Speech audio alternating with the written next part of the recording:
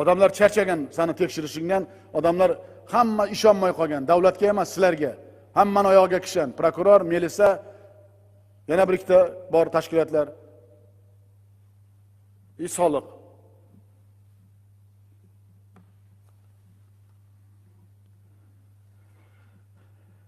O'tirib olib 339 tani qamash emas, mehnat qilib ishlatishni menga chorasini berasan.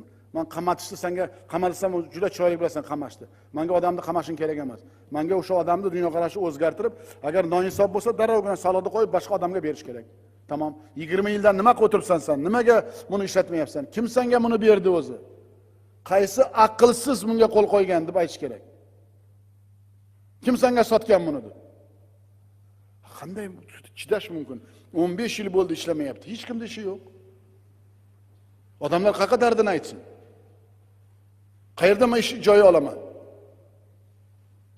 Sen tomoshabin bo'lib o'tirsang.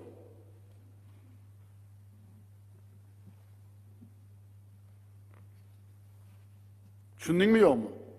Hamma o'sha shaharlarda o'tirib olib, o'tirib shu bilan shug'ullanasiz. Har kuni 3 soat